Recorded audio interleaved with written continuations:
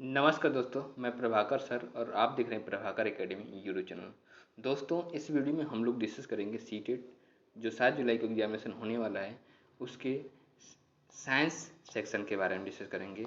मैं बता दूं दोस्तों, साइंस में तीनों साइंस होता है, जो फिजिक्स, केमिस्ट्री, बायो होता है। तो मैंने क्या है कि बायो के बारे में डिस्कस कर लिया है, जो 6 to 8 में पूछे जाते हैं। अब इसमें फिजिक्स के बारे में डिस्कस कर रहा हूँ। तो दोस्तों, इस वीडियो को स्किप न करते हुए पूरा देखिएगा, जिससे कि फिजिक्स का सारा कॉन्सेप्ट क्लियर हो जाएगा और आप सीटेट में 60 नंबर में से 60 नंबर गेन करेंगे। ओके दोस्तों, तो आइए वीडियो की शुरुआत करते हैं। दोस्तों, मैं बता दूं कि पिछली क्लासेज में मैंने डिस्कस किया था चुंबक के बीच में होने वाले आकर्षण और प्रतिकर्षण को। इस चीज़ के बारे में हम लोग डिस्कस कर लिया था, और उसके दो ध्रुव होते हैं, ये भी हमने डिस्कस कर लिया था। अब नेक्स्ट क्लासेज में क्या है कि बल के बारे में, फोर्स के बारे में डिस्कस करेंगे। क्या डिस्कस करेंगे? फोर्स के बारे में डिस्कस करेंगे। बल होता क्या है? फोर्स किसी वस्तु पर एक ही दिशा में लगाए गए बल जुड़ जाते हैं। मीन्स इसमें क्या दिया गया है कि अगर किसी भी वस्तु पर एक ही दिशा में दो बल लगाए जा रहे हैं तो वो बल आपस में जुड़ जाएंगे। ओके दोस्तों, नेक्स्ट पॉइंट क्या है? यदि किसी वस्तु पर दो बल विपरीत दिशा में कार्य करते हैं तो इस पर लगने वाला कुल बल नेट बलों के अंतर के बराबर होते हैं। क्या? अंतर के, डिफरेंस के बराबर होता है। ओके दोस्तों, नेक्स्ट पॉइंट क्या है? बल की प्रबलता प्रायः इसके परिणाम से मापी जाती है। किसका? इसके परिमाण से मापी जाती है। नेक्स्ट पॉइंट क्या है? यदि लगाया गया बल गति की दिशा में है तो क्या? लगाया गया बल जो है गति की दिशा में है तो वस्तु की चाल बढ़ जाती है। यदि बल वस्तु की गति की दिशा में विपरीत में है, गति की दिशा के विपरीत में है तो लगाया जाए तो वस्तु की चाल कम हो जाती है। क्या? विपरीत दिशा में अगर वस्तु की जिधर गति हो रही है उसके विपरीत दिशा में लगाएंगे तो उस वस्तु की चाल कम हो जाएगी। जैसे कोई साइकिल चल रही है, अगर हम उसको पकड़ कर खींच देंगे तो साइकिल रुक जाएगी, मीन्स उसकी स्पीड जो हैगी कम हो जाएगी। ओके दोस्तों, तो बल विपरीत दिशा में लगाएंगे तो किसी भी वस्तु की गति कम हो जाएगी। अगर उसके जिधर चल रही है उधर लगाएंगे, गति की दिशा में लगाएंगे तो उसकी गति और बढ़ जाएगी। नेक्स्ट पॉइंट क्या है उसके बारे में हम लोग डिस्कस करते हैं। क्या है नेक्स्ट पॉइंट? कि किसी वस्तु की चाल अथवा उसकी गति की दिशा अथवा दोनों में होने वाले परिवर्तन इसकी गति की अवस्था में परिवर्तन द्वारा व्यक्त किया जाता है। क्या? इसकी गति की अवस्था में परिवर्तन द्वारा व्यक्त किया जाता है। बल द्वारा किसी वस्तु की गति की अवस्था में परिवर्तन लाया जाता है। क्या? बल द्वारा किसी वस्तु की गति की अवस्था में परिवर्तन लाया जा सकता है। कोई वस्तु बिना बल लगाए, क्या? कोई वस्तु पे बिना बल लगाए हुए अपने आप गति में नहीं आ सकती है और अपने आप दिशा परिवर्तित नहीं कर सकती है तथा अपने आप आकृति में परिवर्तन नहीं ला सकती है। मीन्स कहने का मतलब है कोई किसी भी चीज़ के गति में परिवर्तन लाना है या उसके दिशा में परिवर्तन लाना है या उसकी आकृति में परिवर्तन लाना है तो हमको बल लगाना ही पड़ेगा। अब हम संपर्क बल के बारे में डिस्कस करते हैं। क्या संपर्क बल क्या होता है? कांटेक्ट फोर्स क्या होता है उसके बारे में। तो कांटेक्ट फोर्स में क्या आता है? पेशीय बल आता है। जो मस्कुलर फोर्स होता है वो पेशीय बल जो होता है कांटेक्ट फोर्स होता है। हमारी मांसपेशियों की क्रिया स्वरूप लगने वाले बल को पेशीय बल कहते हैं। क्या कहते हैं? पेशीय बल कहते हैं। ऐसे में ये कांटेक्ट फोर्स में आता है। ठीक है। पशु भी अपने शारीरिक क्रियाकलापों तथा अन्य कार्यों को करने के लिए पेशीय बल का उपयोग करते हैं। क्या? पेशीय बल का उपयोग करते हैं। बैल, घोड़े, गधे तथा ऊंट जैसे पशु हमारे लिए विभिन्न कार्य करने के लिए उपयोग किए जाते हैं। क्या? ये सब जो बैल हैं, घोड़े हैं, ये हमारे कार्य के लिए प्रयोग किए जाते हैं, बल के लिए, पेशीय बल के लिए यूज किए जाते हैं। जैसे देखिए यहाँ पे क्या दिया हुआ है कि तनाव या खींचना, किसी भी वस्तु को खींचा जा रहा है तो ठीक है, या आरोपित बल ऐसे करके है। सर्पी बल है, खींचा जा रहा है किसी भी मतलब कि साइड सर्कल को, तो उसके बारे में ऐसे बल ये लगे हुए हैं। ठीक है। अब नेक्स्ट पॉइंट के बारे में डिस्कस करते हैं। क्या? कि पेशीय बल। क्या? पेशीय बल तभी लगाया जा सकता है, पेशीय बल तभी लगाया जा सकता है जब पेशियाँ किसी वस्तु के संपर्क में हों। जब हमारी मसल्स होती हैं, पेशियाँ जो होती हैं किसी वस्तु के संपर्क में रहेंगी तभी पेशीय बल लगाया जाता है। इसलिए इसे कांटेक्ट फोर्स कहते हैं या संपर्क बल कहते हैं। इस पेशीय किसी वस्तु के घर्षण बल भी संपर्क बल का एक उदाहरण है। क्या? पेशीय बल भी जो है संपर्क बल का, घर्षण बल का एक उदाहरण, घर्षण बल जो है पेशीय बल का एक उदाहरण है। असंपर्क बल, नॉन कांटेक्ट फोर्स के बारे में डिस्कस करते हैं। क्या? Non contact force. असंपर्क बल। एक चुंबक दूसरे चुंबक पर बगैर संपर्क में आए ही बल लगा सकता है। क्या? बगैर संपर्क में आए हुए भी बल लगा सकता है। चुंबक द्वारा लगाया गया बल असंपर्क बल का एक उदाहरण। क्या? चुंबक द्वारा लगाया गया बल असंपर्क बल का उदाहरण है और चुंबक द्वारा किसी लोहे के टुकड़े पर लगाया गया बल भी असंपर्क बल होता है। एक आवेशित वस्तु किसी दूसरी आवेशित वस्तु अथवा अनावेशित वस्तु पर लगाया गया बल भी स्थिर वैद्युत बल कहलाता है। क्या कहलाता है? स्थिर वैद्युत बल कहलाता है। वस्तुओं के संपर्क में न होने पर यह बल कार्य करता है। वस्तु संपर्क में नहीं रहती है तब भी यह बल कार्य करता है, इसलिए स्थिर विद्युत बल असंपर्क बल का एक उदाहरण है। ठीक है, अब नेक्स्ट पॉइंट के बारे में डिस्कस करते हैं। क्या नेक्स्ट पॉइंट क्या है उसके बारे में डिस्कस करते हैं। वस्तुएं पृथ्वी की ओर इसलिए गिरती हैं, वस्तुएं पृथ्वी की ओर इसलिए गिरती हैं क्योंकि उन्हें अपनी ओर आकर्षित करती है। पृथ्वी जो होती है उन्हें अपनी ओर आकर्षित करती है और इस बल को गुरुत्व बल या केवल गुरुत्व कहते हैं। क्या? गुरुत्व बल या केवल गुरुत्व कहते हैं। यह एक आकर्षण बल है। गुरुत्व बल प्रत्येक वस्तु पर लगता है। क्या? गुरुत्व बल जो होता है प्रत्येक वस्तु पर लगता है। अब हम दाब के बारे में, प्रेशर के बारे में डिस्कस कर लेते हैं। क्या प्रेशर होता है? किसी पृष्ठ के प्रति एकांक क्षेत्रफल पर लगने वाले बल को दाब कहते हैं। मीन्स दाब बराबर क्या होता है? बल बटे क्षेत्रफल होता है। मीन्स P बराबर क्या होता है? F बाई ए होता है। क्या होता है? P बराबर F बाई ए होता है। ठीक है, दाब बराबर बल बटे क्षेत्रफल। हमारे चारों ओर वायु है। क्या है? हमारे चारों ओर वायु है। वायु के इस आवरण को वायुमंडल कहते हैं। वायुमंडलीय वायु पृथ्वी के तल से कई किलोमीटर तक फैली हुई है। इस वायु द्वारा लगाए गए बल को वो वायुमंडलीय दाब कहते हैं। क्या कहते हैं? वायुमंडलीय दाब कहते हैं। अब नेक्स्ट पॉइंट के बारे में डिस्कस करते हैं। घर्षण के बारे में डिस्कस करते हैं। घर्षण क्या होता है? फ्रिक्शन क्या होता है? इसके बारे में डिस्कस करते हैं कि घर्षण बल सदैव ही लगाए गए बल का विरोध करता है। क्या? घर्षण बल सदैव ही लगाए गए बल का विरोध करता है। घर्षण बल पुस्तक तथा मेज के पृष्ठों के बीच कार्य करता है। क्या? पुस्तक तथा पृष्ठों के मेज के पृष्ठों के बीच में कार्य करता है। अब नेक्स्ट पॉइंट के बारे में डिस्कस करते हैं। क्या? घर्षण बल घर्षण संपर्क में आने वाले दो पृष्ठों के अनियमितताओं के कारण होता है। क्या? अनियमितताओं के कारण होता है। जैसे ये क्या है? ये मान लीजिए कि लकड़ी का गुटका है और ये टेबल है। टेबल पे इसको रखा गया है और टेबल इधर से बल लगाया गया और बल लगाएंगे तो ये इधर जाएगा, तो क्या होगा? जा करके कुछ समय बाद रुक जाएगा। क्यों? क्योंकि इसमें ये अनियमितताएं हैं, तो इसी से ये दोनों आपस में फंसे हुए हैं तो रुक जाएंगे। घर्षण बल काम करता है इसलिए। ठीक है, नेक्स्ट पॉइंट क्या है? यदि पृष्ठ रुक्ष हो तो क्या? पृष्ठ रुक्ष हो तो घर्षण बल अधिक होता है। मतलब रफ होगा पृष्ठ तो घर्षण बल अधिक होगा। अगर मुलायम होगा पृष्ठ तो घर्षण बल कम होगा।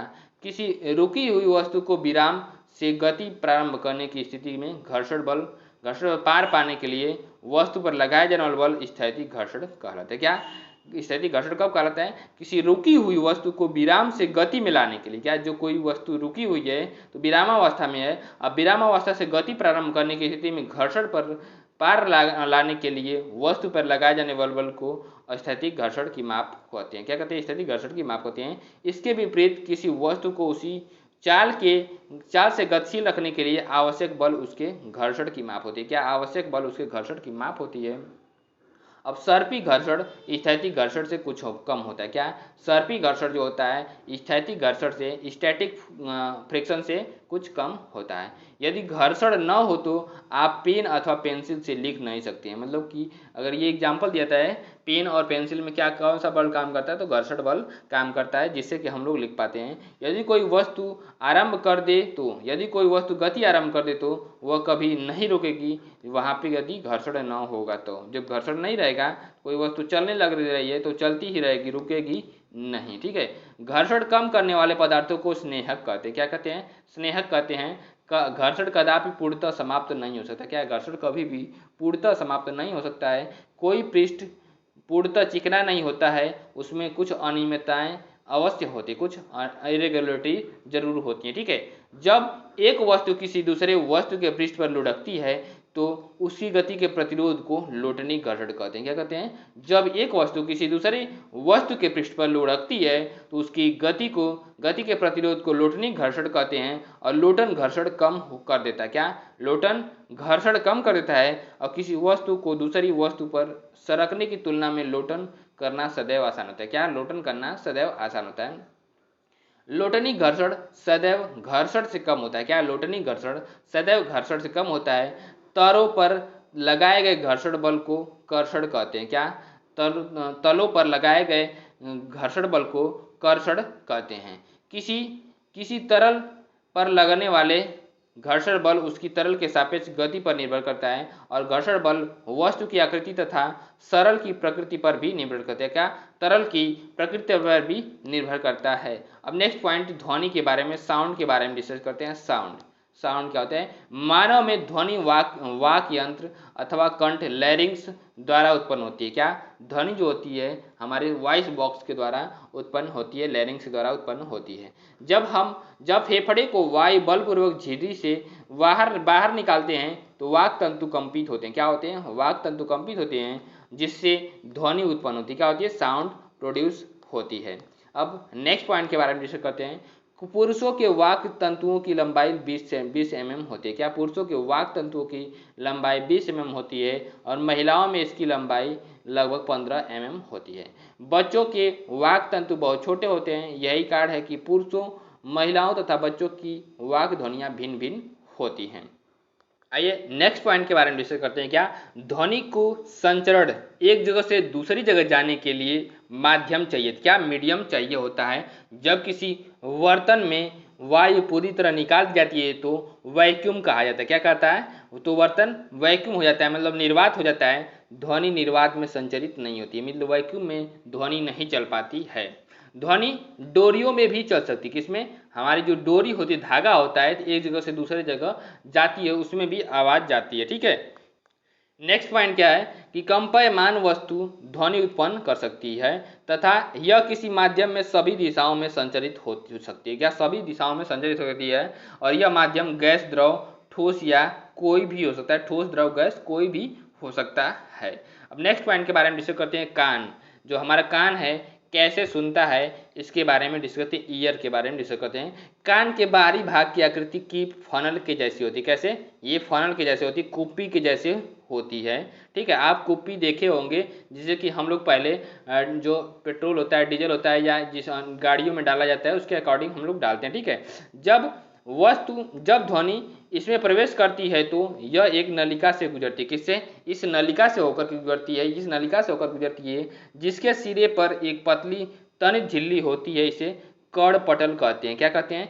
ईयर ड्रम बोलते हैं। क्या बोलते हैं? कर्णपटल मतलब ईयर ड्रम बोलते हैं। क्या है? ईयर ड्रम बोलते हैं। नेक्स्ट पॉइंट क्या है कि कर्णपटल एक तनित रबड़ की सीट के समान होती है। क्या? एक रबड़ की सीट के समान होती है और ध्वनि के कंपन कर्णपटल को कंपित करते हुए कर्णपटल कंपनों को इनर कर तक भेज देता है। क्या? इनर कर्ण तक, कान तक भेज देता है।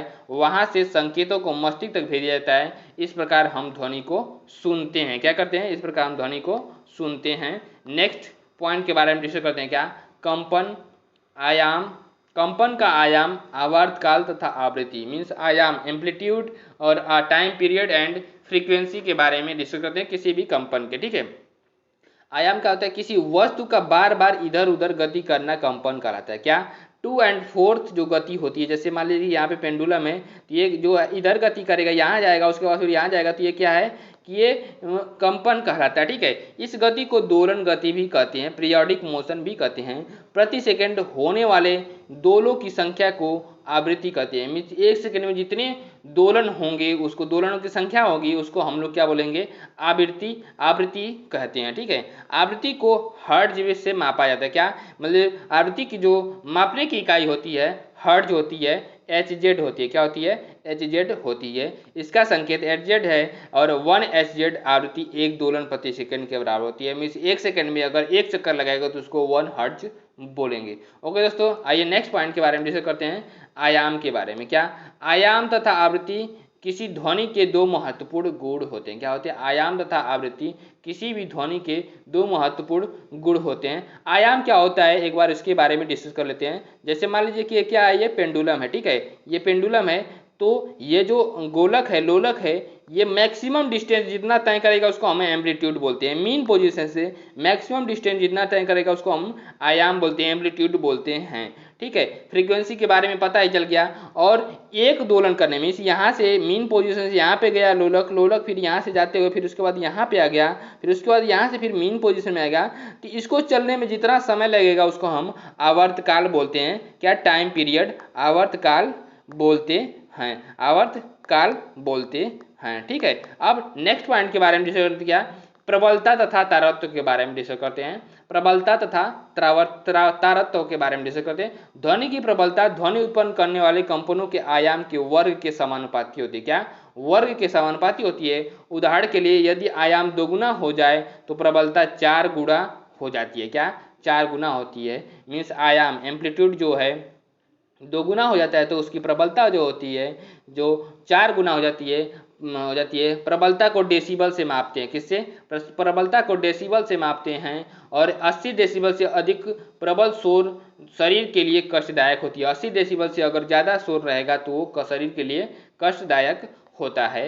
अब नेक्स्ट पॉइंट के बारे में डिस्कस करते हैं। नेक्स्ट पॉइंट क्या है कि ध्वनि की प्रबलता इसके आयाम पर निर्भर करती है। किसके? इसके एम्पलीट्यूड पर निर्भर करती है।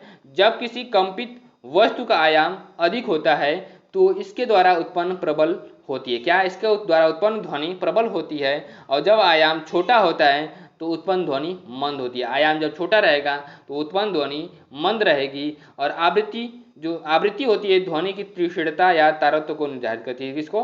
तीक्ष्णता या तारत्व को निर्धारित करती है। यदि कंपन की आवृत्ति अधिक है तो हम कहते हैं कि ध्वनि तीखी है।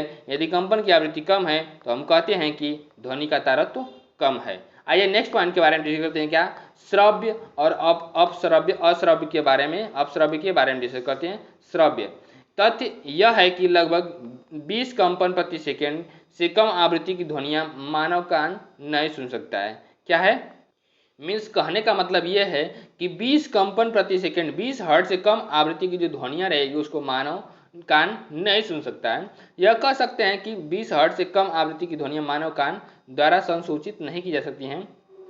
ऐसी ध्वनियां अश्रव्य ध्वनियां कहलाती हैं। उधर लगभग 20,000 कंपन प्रति सेकंड से अधिक ध्वनि आवृत्तियां भी मानव द्वारा संसूचित नहीं होती। मतलब 20 से लेकर के 20,000 के बीच में रहेगा तभी मानव सुन सकता है। अगर 20 हर्ट्ज से कम रहेगा या 20,000 हर्ट्ज से ज़्यादा रहेगा तब भी मानव नहीं सुन पाएगा। ठीक है, मानव कानों के लिए श्रव्य की आवृत्ति का प्रयास लगभग 20 हर्ट्ज से लेकर के 20,000 हर्ट्ज तक है। इसका अर्थ यह है कि हम केवल 20 हर्ट्ज से लेकर के 20 किलो हर्ट्ज के बीच की आवृत्ति वाली ध्वनियाँ ही सुन सकते हैं। ठीक है दोस्तों, अब नेक्स्ट पॉइंट के बारे में डिस्कस करते हैं। नेक्स्ट पॉइंट क्या है? कुछ जंतु 20 हर्ट्ज से अधिक की आवृत्ति की ध्वनियों को भी सुन सकते हैं। कुछ ऐसे जंतु हैं जो कि 20,000 हर्ट्ज से अधिक आवृत्ति की ध्वनियों को भी सुन सकते हैं। कुत्तों में यह क्षमता होती है। किसमें? कुत्तों में यह क्षमता होती है। पुलिसकर्मी उच्च आवृत्ति की ध्वनि उत्पन्न करने वाली सीटियों का उपयोग करते हैं जिसे कुत्ते सुन सकते हैं लेकिन मानव नहीं सुन पाते। क्या है? कुत्ते सुन सकते हैं लेकिन मानव नहीं सुन पाते हैं। अब नेक्स्ट पॉइंट के बारे में डिस्कस करते हैं। क्या? जाने माने पराश्रव्य ध्वनि। ये क्या? जाने माने पराश्रव्य ध्वनि उपकरण जो चिकित्सा के क्षेत्र में अनेक समस्याओं की अनुसंधान एवं निदान के लिए प्रयोग होते हैं। क्या? अनुसंधान एवं निदान के लिए प्रयोग होते हैं और 20,000 हर्ट्ज से अधिक की आवृत्ति पर कार्य करते हैं। किस पे? 20,000 हर्ट्ज के अधिक से आवृत्ति पे काम करते हैं। नेक्स्ट पॉइंट के बारे में डिस्कस करते हैं। क्या है नेक्स्ट पॉइंट? दोस्तों अब केमिस्ट्री आ गई है तो केमिस्ट्री को हम लोग कल डिस्कस करेंगे। ओके दोस्तों, नहीं केमिस्ट्री को यहीं से शुरुआत करते हैं या उसके बाद फिर जो बचा रहेगा उसको नेक्स्ट पॉइंट में डिस्कस करेंगे। ठीक है, तो केमिस्ट्री में क्या है? पदार्थ है। क्या है? पदार्थ। पदार्थ है। पदार्थ मीन्स सब्सटेंस क्या होता है? हमारे चारों ओर की वस्तुएं एक या एक से अधिक पदार्थों से बनी होती है। क्या? एक अथवा एक से अधिक सब्सटेंस से बनी होती हैं। ये पदार्थ कांच, धातुएं, प्लास्टिक, लकड़ी, रुई, कागज, पंख तथा मृदा हो सकते हैं। क्या हो सकते हैं? कागज, पंख तथा मृदा हो सकते हैं। ये सारी चीजें सब्सटेंस होती हैं। अब नेक्स्ट पॉइंट के बारे में डिस्कस करते हैं। क्या? पदार्थ के गुण। पदार्थ के कौन कौन से गुण हैं उसके बारे में डिस्कस करते हैं। दिखावट। क्या? दिखावट। कैसे दिखाई देते हैं पदार्थ? पदार्थ जिनमें इस प्रकार की युति होती है वे प्रायः धातु होते हैं। मीन्स जो चमकते हैं वो धातु होते हैं। क्या होते हैं? जो चमकते हैं वो धातु होती हैं। लोहा, तांबा, एल्युमिनियम तथा सोना धातुओं के उदाहरण है। किसके? दोनों सोना धातुओं के ये उदाहरण, मेटल के उदाहरण।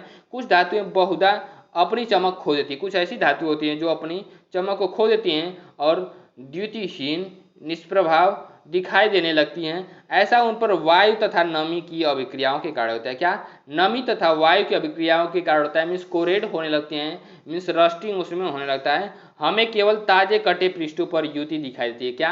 अगर हम किसी भी चीज़ को काटेंगे तो वो चमकता रहता है। अब नेक्स्ट पॉइंट के बारे में डिस्कस करते हैं। क्या? कठोरता, सॉलिडिटी के बारे में डिस्कस करते हैं। मेटल के कठोरता के बारे में डिस्कस करते हैं। क्या?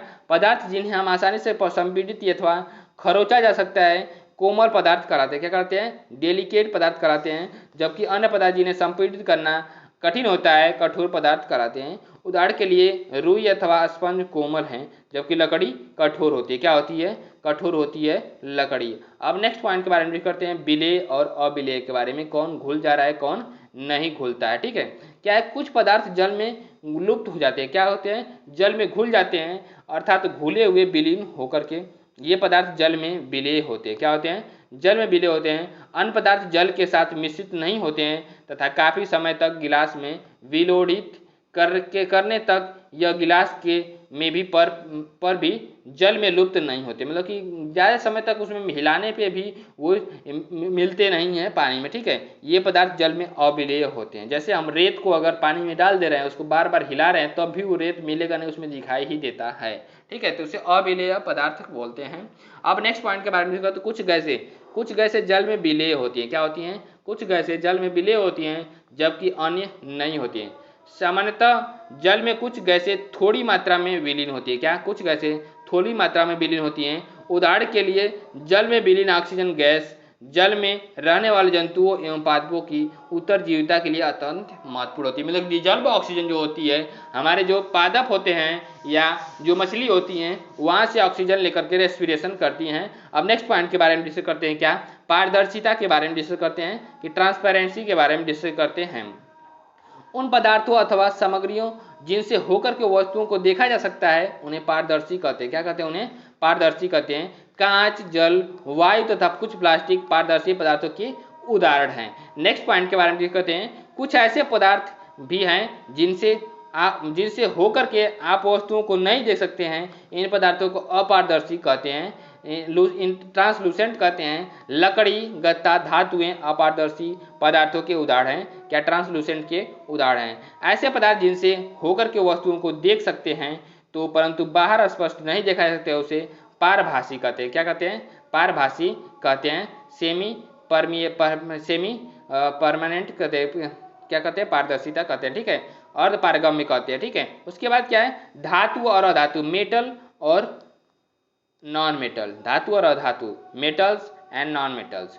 धातुओं का वह गुण जिसके कारण उन्हें पीट करके शीट में परिवर्तित किया जा सकता है अघात वर्धनीयता कराती है। क्या कहलाती है? अघात वर्धनीयता कराती है। यह धातुओं का अभिलाक्षणिक गुण है। क्या है?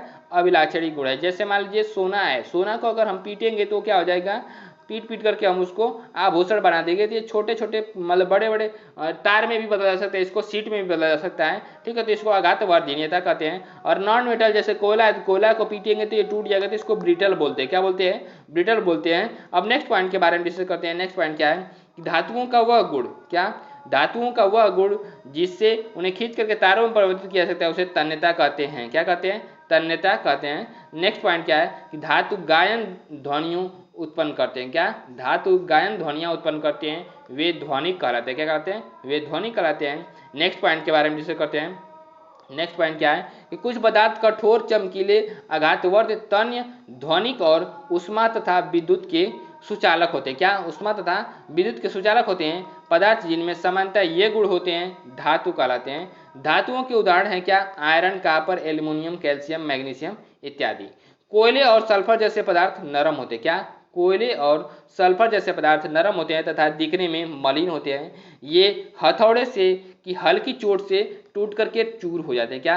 कोयला को अगर पीटेंगे तो चूर हो जाएंगे, मतलब टूट जाएंगे, तो इसको ब्रिटल बोलते हैं। ध्वनिक नहीं होते, मतलब इसमें से आवाज़ नहीं निकलती है। ऊष्मा तथा विद्युत के कुचालक हैं।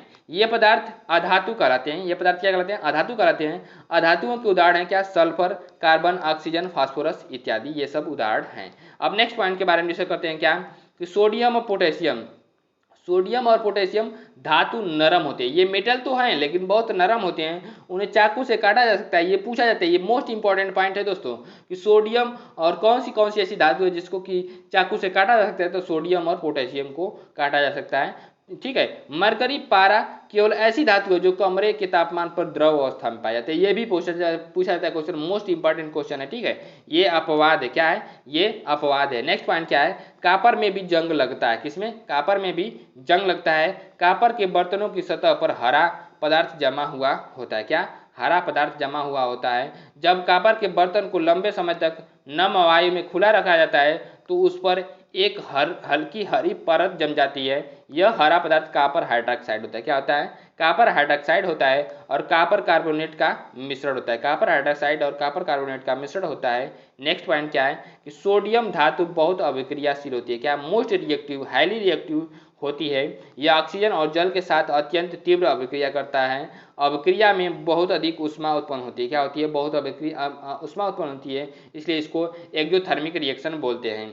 इसलिए यह मिट्टी के तेल में संचित किया जाता है। किसमें, मिट्टी के तेल में संचित किया जाता है। अब नेक्स्ट पॉइंट के बारे में डिस्कस करते हैं। क्या, नेक्स्ट पॉइंट क्या है कि अधातुओं को जल में रखा जाता है। क्या, अधातुओं को जल में रखा जाता है। उदाहरण के लिए फास्फोरस एक बहुत सक्रिय अधातु है। वायु में खुला रखने पर यह आग पकड़ लेता है। फास्फोरस से वायुमंडलीय ऑक्सीजन को संपर्क न हो। क्या, फास्फोरस का वायुमंडलीय ऑक्सीजन से संपर्क न हो और इसलिए उसे जल में रखा जाता है। किस में रखा जाता है, जल में रखा जाता है। जिंक, कापर और आयरन से अधिक अभिक्रियाशील होते हैं। एक अधिक अभिक्रियाशील धातु कम अभिक्रियाशील धातु को विस्थापित कर देता है। किसको विस्थापित कर देता है, अधातु जिसका बैंगनी रंग का विलयन एंटीबायोटिक के रूप में घाव में लगाया जाता है। क्या, अधातु जिसका बैंगनी रंग का विलयन होता है उसे एंटीबायोटिक के रूप में लगाया जाता है घावों पर। ठीक है, अब नेक्स्ट पॉइंट के बारे में उष्मा के बारे में डिस्कस करते हैं। हीट, हीट क्या होता है, उष्मा क्या होता है, उसके बारे में डिस्कस करते हैं। किसी वस्तु की उष्णता गर्मी की विश्वसनीय माप उसके ताप से की जाती है। क्या, उसके ताप से की जाती है। ताप मापने के लिए उपयोग की जाने वाली युक्ति को तापमापी कहते हैं। क्या, थर्मामीटर कहते हैं। ताप मापन क्या होता है, जिस तापमापी से हम अपने शरीर के ताप को मापते हैं उसे डॉक्टरी थर्मामीटर कहते हैं। क्या कहते हैं, डॉक्टरी थर्मामीटर कहते हैं। नेक्स्ट पॉइंट में क्या है उसके बारे में डिस्कस करते हैं। डॉक्टरी थर्मामीटर में एक लंबी, बारीक तथा एक समान व्यास की कांच की नली होती है। क्या, समान व्यास की कांच की नली होती है। इसके एक सिरे पर एक बल्ब होता है। बल्ब में पारा भरा होता है और उपयोग किए जाने वाले यह मापक्रम सेल्सियस स्केल पे होता है। किस पे होता है, सेल्सियस स्केल पे होता है। दोस्तों मैं बता दूं कि टेम्परेचर को मापने के लिए 5 यूनिट होती हैं। कौन कौन सी होती हैं, Celsius, kelvin, Fahrenheit, rumour, Rankine, ये 5 स्केल होते हैं टेम्परेचर को मापने के लिए दोस्तों। ठीक है, जिसे नेक्स्ट पॉइंट क्या दिया जाता है, जिसे सी से दर्शाते हैं। सेल्सियस को हम किससे दर्शाते हैं, सेल्सियस को सी डिग्री सेल्सियस से दर्शाते हैं। डॉक्टरी थर्मामीटर से हम 35 डिग्री सेल्सियस से 42 डिग्री सेल्सियस तक के ताप को ही माप सकते हैं। क्या, 35 डिग्री सेल्सियस से 42 डिग्री सेल्सियस के ताप को ही माप सकते हैं। मानव शरीर का सामान्य ताप कितना होता है, 37 डिग्री सेल्सियस होता है। दोस्तों ये डायरेक्टली क्वेश्चन पूछ जाता है कि मानव शरीर का तापमान कितना होता है, 37 डिग्री सेल्सियस होता है। डॉक्टरी थर्मामीटर को केवल मानव शरीर का तापमान मापने के लिए ही डिजाइन किया गया है। मानव शरीर का ताप सामान्यतः 35 डिग्री सेल्सियस से कम तथा 42 डिग्री सेल्सियस से अधिक नहीं होना चाहिए। अगर यही कम होता है तो यही कारण है कि इस थर्मामीटर का परिसर 35 डिग्री सेल्सियस से लेकर के 42 डिग्री सेल्सियस के बीच में नहीं होता है। ठीक है, उसके बाद में डिस्कस करते हैं क्या, 35 डिग्री सेल्सियस के बीच में लेकर के 42 डिग्री सेल्सियस के बीच में होता है। ठीक है, अब प्रयोगशाला तापमापी के बारे में डिस्कस करते हैं, मीन्स लेबोरेटरी थर्मामीटर के बारे में डिस्कस करते हैं कि अन्य वस्तुओं के ताप के लिए अन्य तापमापी में काम में लाए जाते हैं, कि अन्य अलग अलग तापमापी काम में लिए जाते हैं। ऐसे ही एक तापमापी प्रयोगशाला तापमापी है। क्या है, प्रयोगशाला तापमापी है और प्रयोगशाला तापमापी का परिसर 10 डिग्री सेल्सियस से लेकर के 110 डिग्री सेल्सियस होता है। उष्मा का स्थानांतरण किसके बारे में डिस्कस करते हैं, क्या, हीट का ट्रांसफर कैसे होता है। वास्तव में उष्मा सदैव गर्म वस्तु से अपेक्षाकृत ठंडी वस्तु की ओर प्रवाहित होती है। वह प्रक्रम जिसमें उष्मा किसी वस्तु के गर्म सिरे से ठंडे सिरे की ओर स्थानांतरित होती है उसे चालन कहते हैं। क्या कहते हैं, कंडक्शन कहते हैं। अब नेक्स्ट पॉइंट के बारे में डिस्कस करते हैं। नेक्स्ट पॉइंट क्या है कि जो पदार्थ अपने से होकर के उष्मा को आसानी से जाने देते हैं उसे उष्मा का चालक कहते हैं। क्या उष्मा का कंडक्टर बोलते हैं। इनके उदाहरण ऐसे हैं, कौन कौन से हैं, एल्युमिनियम, आयरन, लोहा तथा कॉपर हैं। जो पदार्थ अपने से होकर के उष्मा को आसानी से नहीं जाने देते हैं उसे उष्मा का कुचालक कहते हैं। जैसे प्लास्टिक तथा लकड़ी कुचालकों को उष्मारोधी भी कहते हैं। क्या कहते हैं, उष्मारोधी भी कहते हैं।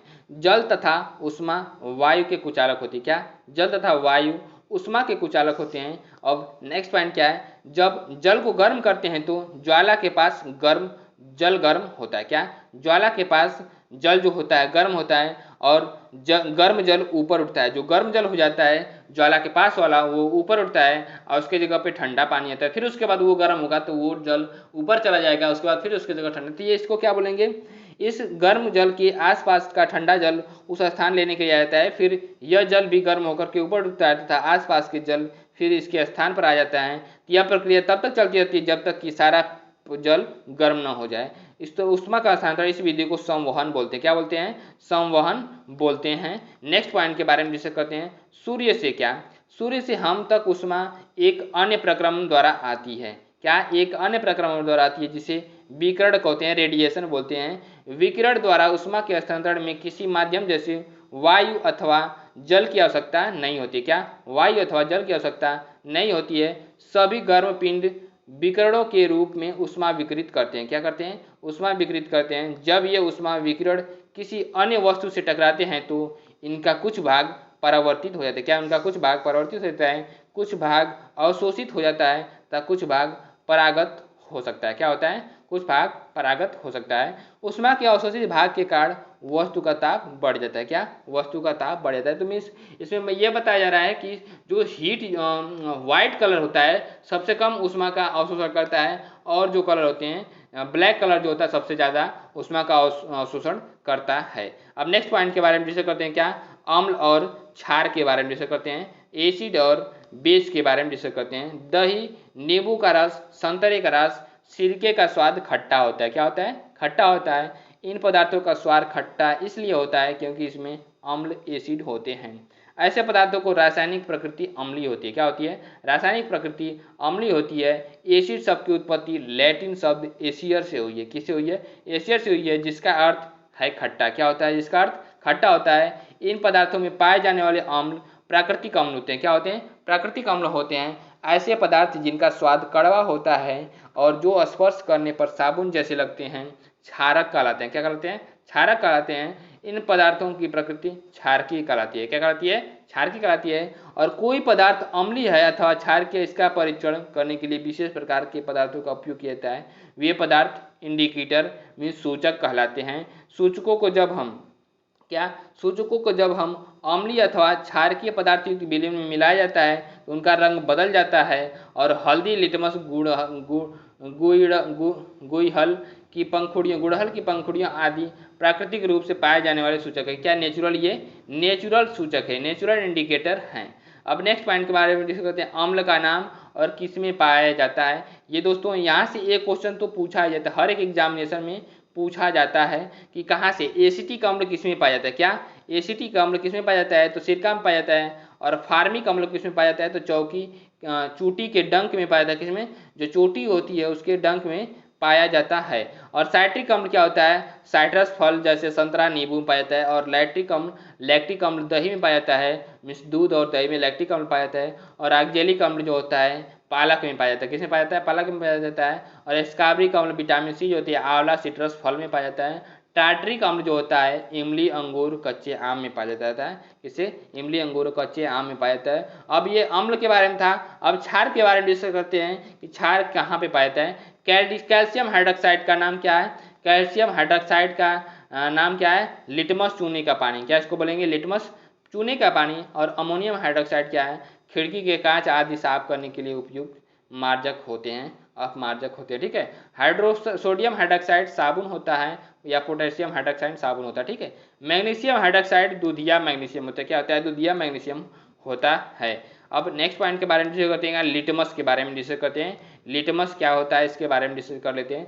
सबसे सामान्य रूप से उपयोग किया जाने वाला प्राकृतिक सूचक लिटमस है। क्या, नेचुरल सूचक इंडिकेटर्स, प्राकृतिक जो है सूचक क्या है, लिटमस है।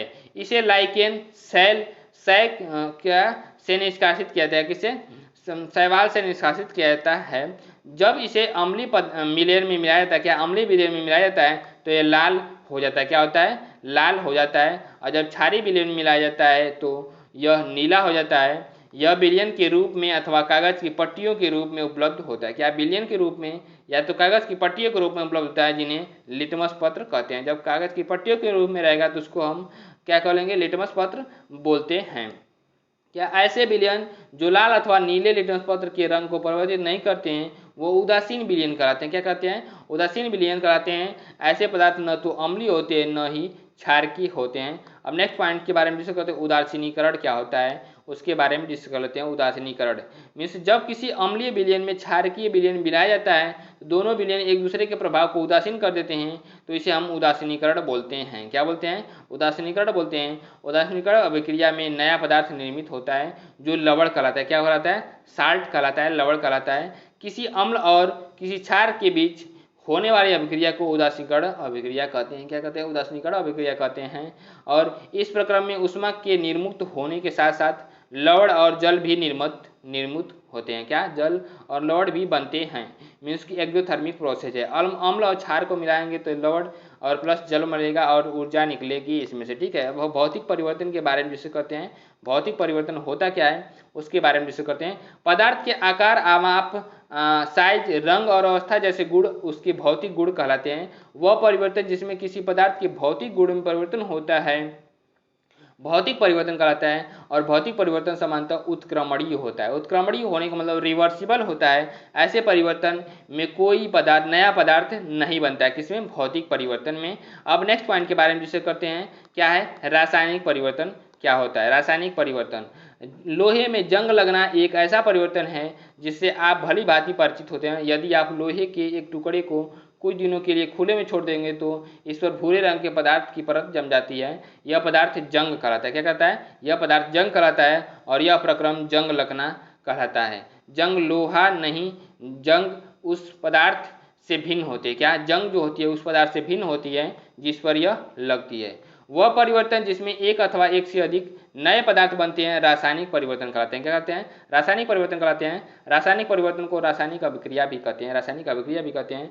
सभी नए पदार्थ रासायनिक परिवर्तनों के परिणाम स्वरूप ही बनते हैं। उदाहरण के लिए भोजन का पाचन, फलों का पकना, अंगूरों का किण्वन आदि विभिन्न रासायनिक परिवर्तनों के कारण होता है, क्या होता है, विभिन्न रासायनिक परिवर्तनों के कारण होता है। नेक्स्ट पॉइंट के बारे में डिस्कस करते हैं, क्या, लोहे को जंग से बचाना, क्या, लोहे को जंग से बचाना। वास्तव में यदि वायु में आर्द्रता की मात्रा अधिक होती है, क्या, वास्तव में यदि वायु में आर्द्रता की मात्रा की अधिक होती है अर्थात नमी अधिक होते हैं तो जंग जल्द लगती है, क्या, जंग जल्दी लगती है। इसका एक सरल उपाय उन पर पेट अथवा बीज की परत चढ़ जाता है, क्या, उस पर बीज का या पेट की परत पड़ जाता है। वास्तव में लोहे की सभी वस्तुओं पर नियमित रूप से पेंट लगाया जाता है, क्या कहता है, पेंट लगाया जाता है, ठीक है।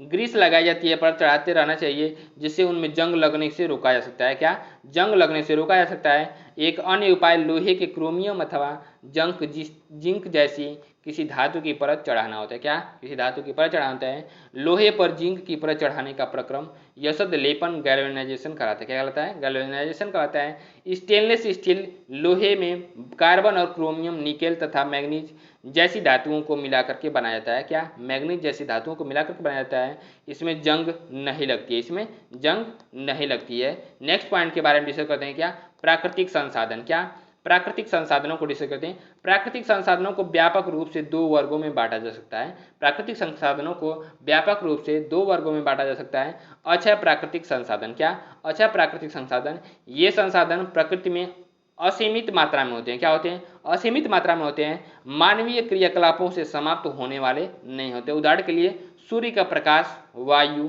ये अक्षय प्राकृतिक संसाधन है, नेचुरल रिसोर्सेज हैं। अब नेक्स्ट पॉइंट के बारे में कहते हैं समाप्त होने वाले प्राकृतिक संसाधन, क्या, समाप्त होने वाले प्राकृतिक संसाधन, एग्जॉस्टिबल नेचुरल रिसोर्सेज। प्रकृति में इन स्रोतों की मात्रा सीमित होती है, ये मानवीय क्रियाकलापों के द्वारा समाप्त हो सकते हैं। इन संसाधनों के उदाहरण वन, वन्य जीव, खनिज, कोयला, पेट्रोलियम, प्राकृतिक गैस आदि होती हैं, क्या होती हैं, प्राकृतिक गैस आदि होती हैं। कोयले, पेट्रोलियम और प्राकृतिक गैसों जैसे कुछ समाप्त होने वाले प्राकृतिक संसाधनों, इनका निर्माण सजीव प्राणियों के मृत अवशेषों जीवाश्मों से होता है, अतः इन्हें जीवाश्मी ईंधन बोलते हैं। क्या बोलते हैं? इन्हें जीवाश्मी ईंधन बोलते हैं। नेक्स्ट पॉइंट के बारे में डिस्कस करते हैं, कोयला। कोयला क्या होता है उसके बारे में डिस्कस करते हैं। खाना पकाने हेतु उपयोग में आने वाले ईंधनों के में कोयला एक है। क्या? खाना पकाने के लिए हम लोग कोयला का उपयोग करते हैं। पहले इसका उपयोग रेल के इंजनों को चलाने के लिए भाप बनाने में होता था। इसका उपयोग तापीय शक्ति संयंत्रों में भी यूज किया जाता है, national thermal power corporation limited NTPC में भी यूज किया जाता है। इलेक्ट्रिसिटी को पैदा करने के लिए कोयले का उपयोग विभिन्न उद्योगों में ईंधन के रूप में भी किया जाता है। अब नेक्स्ट पॉइंट के बारे में डिस्कस करते हैं। क्या नेक्स्ट पॉइंट क्या है? उच्च दाब और उच्च ताप पर पृथ्वी के भीतर मृत पेड़ पौधे धीरे धीरे कोयले में परिवर्तित हो गए हैं। क्या? धीरे धीरे कोयले में परिवर्तित हो गए हैं। कोयले में मुख्य रूप से कार्बन होता है। क्या होता है? मुख्य रूप से कार्बन होता है। मृत वनस्पति के धीमे प्रक्रम द्वारा कोयले में परिवर्तन को कार्बनीकरण कहते हैं। क्या कहते हैं? कार्बनीकरण कहते हैं।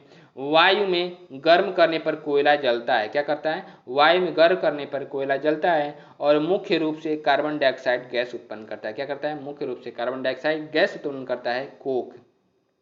कोक क्या होता है उसके बारे में डिस्कस करते हैं। यह एक कठोर समृद्ध और काला पदार्थ होता है। क्या होता है? यह एक कठोर समृद्ध और काला पदार्थ होता है। यह कार्बन का लगभग शुद्ध रूप है। कोक का उपयोग इस्पात के औद्योगिकरण, निर्माण और धातुओं के निष्कर्षण में किया जाता है। क्या? धातुओं के निष्कर्षण में किया जाता है।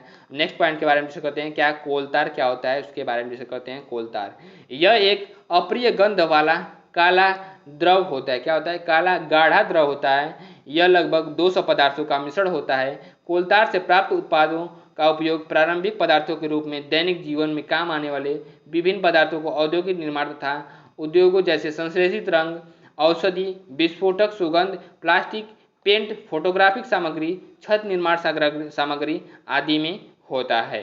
नेक्स्ट पॉइंट के बारे में डिस्कस करते हैं। क्या? आजकल पक्की सड़कों के निर्माण में भी कोलतार के स्थान पर एक पेट्रोलियम उत्पाद बिटुमिन का उपयोग किया जा रहा है। बिटुमिन का प्रयोग किया जा रहा है। अब कोयला गैस क्या होती है उसके बारे में डिस्कस कर लेते हैं। कोयला गैस, कोयला के प्रक्रमण द्वारा कोक बनाते समय कोयला गैस प्राप्त होती है। क्या होती है? कोयला गैस प्राप्त होती है। यह कोयला प्रक्रमण संयंत्रों के निकट स्थापित बहुत से उद्योगों में ईंधन के रूप में उपयोग की जाती है। ये लंदन में 1810 में तथा न्यूयॉर्क में 1820 में तथा के आसपास कोयला गैस का उपयोग प्रथम बार सड़कों पर रोशनी के लिए किया गया था। क्या? सड़कों पर रोशनी के लिए किया गया था। आजकल इसका उपयोग रोशनी के बजाय उष्मा के स्रोतों में भी किया जाता है। क्या? उष्मा के स्रोतों में भी किया जाता है। अब नेक्स्ट पॉइंट के बारे में डिस्कस करते हैं। क्या? पेट्रोलियम के बारे में डिस्कस करते हैं। पेट्रोलियम होता क्या है उसके बारे में डिस्कस करते हैं। भारी मोटर वाहनों जैसे ट्रकों और ट्रैक्टरों को चलाने के लिए डीजल काम आता है। क्या आता है? डीजल काम आता है। ये ईंधन प्राकृतिक स्रोतों से प्राप्त होते हैं जिसे पेट्रोलियम कहते हैं। पेट्रोलियम का निर्माण समुद्र में रहने वाले जीवों से हुआ है। जब ये जीव मृत हुए, इनके शरीर समुद्र के पेदे में जाकर के बॉटम में जाकर के जम गए और फिर रेत तथा मिट्टी की तहों द्वारा ढक गए और लाखों वर्षों में वायु की अनुपस्थिति, उच्च ताप और उच्च दाब ने मृत जीवों को पेट्रोलियम और प्राकृतिक गैसों में परिवर्तित कर दिया। किसमें? पेट्रोलियम और प्राकृतिक गैसों में परिवर्तित कर दिया। नेक्स्ट पॉइंट क्या है उसके बारे में डिस्कस करते हैं। क्या? पेट्रोलियम गहरे रंग का तेलीय द्रव होता है। क्या होता है? गहरे रंग का तेलीय द्रव होता है। इसकी गंध अप्रिय होती है। यह विभिन्न संघटकों जैसे पेट्रोलियम गैस, पेट्रोल, डीजल, स्नेहक, पैराफिन, मोम आदि का मिश्रण होता है। पेट्रोलियम के विभिन्न संघटकों प्रभाजों को पृथक करने का प्रक्रम परिष्करण कहलाता है। क्या कहलाता है? परिष्करण कहलाता है। यह कार्य पेट्रोलियम परिष्करणी में संपादित किया जाता है। क्या? पेट्रोलियम परिष्करणी में संपादित किया जाता है। नेक्स्ट पॉइंट क्या है? प्राकृतिक गैस के बारे में डिस्कस करते हैं। नेचुरल गैस के बारे में डिस्कस करते हैं। प्राकृतिक गैस एक बहुत महत्वपूर्ण जीवाश्म ईंधन है। क्या? प्राकृतिक गैस एक बहुत महत्वपूर्ण जीवाश्म ईंधन है क्योंकि इसका परिवहन पाइपों द्वारा सरलतापूर्वक हो जाता है। क्या? पाइपों द्वारा सरलतापूर्वक हो जाता है। अब प्राकृतिक गैस को उच्च दाब पर संपीड़ित प्राकृतिक गैस सीएनजी के रूप में भंडारित किया जाता है। क्या? सीएनजी के रूप में भंडारित किया जाता है। सीएनजी का उपयोग ऊर्जा उत्पादन हेतु किया जाता है। अब इसका उपयोग परिवहन वाहनों के ईंधन के रूप में किया जा रहा है क्योंकि यह कम प्रदूषणकारी होता है। क्या? नेचुरल गैस होती है। क्या? सीएनजी होती है, कम प्रदूषणकारी होती है। यह एक स्वच्छ ईंधन है। क्या है? ये एक स्वच्छ ईंधन है। अब दहन के बारे में डिस्कस करते हैं। क्या? कंबंशन के बारे में डिस्कस करते हैं। कंबंशन क्या होता है, दहन क्या होता है, इसके बारे में डिस्कस करते हैं। रासायनिक प्रक्रम जिसमें पदार्थ ऑक्सीजन से अभिक्रिया कर उष्मा देता है उसे दहन कहलाते हैं। जिस पदार्थ का दहन होता है वह दाह्य कहलाता है। क्या कहलाता है? कंबस्टिबल का सब्सटेंस कहलाता है। इसे ईंधन भी कहते हैं। ईंधन ठोस द्रव गैस भी हो सकता है। ईंधन जो होता है, फ्यूल जो होती है, वो ठोस द्रव गैस भी हो सकता है। कभी कभी दहन के समय ज्वाला के रूप में अथवा एक लौ के रूप में प्रकाश भी उत्पन्न होता है। गर्मियों के समय में, क्या गर्मियों के मौसम में बहुत अधिक गर्मी पड़ने पर कुछ स्थानों पर सूखी घास आग पकड़ लेती है। क्या सूखी घास आग पकड़ लेती है और घास के आग पकड़ लेने से फैलती है, और जो घास है से आग पेड़ों में फैलती है और जल्द ही पूरा जंगल आग की चपेट में आ जाता है। इसी तरह ये फॉरेस्ट में आग लग जाती है। ठीक है दोस्तों, नेक्स्ट पॉइंट क्या है? वह न्यूनतम ताप जिस पर कोई पदार्थ जलने लगता है वह ज्वलन ताप कहलाता है। क्या? ज्वलन ताप कहलाता है। नेक्स्ट पॉइंट के बारे में डिस्कस करते हैं। नेक्स्ट पॉइंट क्या है कि जिन पदार्थों का ज्वलन ताप बहुत कम होता है और वो जो ज्वाला के साथ सरलतापूर्वक आग पकड़ लेते हैं, ज्वलनशील पदार्थ कहलाते हैं, कंबस्टिबल पदार्थ कहलाते हैं। ज्वलनशील पदार्थों के उदाहरण क्या हैं? पेट्रोल, एल्कोहल, द्रवित पेट्रोलियम गैस, एलपीजी आदि, ये सब क्या हैं? बहुत ही ज्वलनशील पदार्थ होते हैं। अब दहन के प्रकार, कंबस्शन के प्रकार के बारे में डिस्कस करते हैं। कंबस्शन के प्रकार कौन कौन से होते हैं इसके बारे में डिस्कस करते हैं। गैस स्टोव की धुंडी, नाप घुमाकर गैस चालू कर दीजिए। आप देखते हैं कि गैस तेजी से जलने लगती है तथा उष्मा और प्रकाश उत्पन्न करती है। इस प्रकार का दहन तीव्र दहन कहलाता है। क्या कहलाता है? तीव्र दहन कहलाता है। फास्फोरस जैसे कुछ पदार्थ जो कमरे के ताप पर वायु में जल उठते हैं। क्या? फास्फोरस जैसे कुछ पदार्थ जो कमरे के ताप पर वायु में जल उठते हैं। ठीक है दोस्तों, नेक्स्ट पॉइंट क्या है कि इस प्रकार का दहन जिसमें पदार्थ बिना किसी प्रत्यक्ष कारण के अचानक लपटी जल से उठता है उसे स्वतः दहन कहते हैं। क्या कहते हैं? स्वतः दहन बोलते हैं। दोस्तों, अब नेक्स्ट पॉइंट जो है ज्वाला, इसके बारे में कल हम लोग डिस्कस करेंगे अगली क्लासेज में। दोस्तों, वीडियो को लाइक और शेयर करिएगा और स्किप न करते हुए पूरा देखिएगा। उसके साथ साथ चैनल को सब्सक्राइब भी करिएगा। नमस्कार दोस्तों।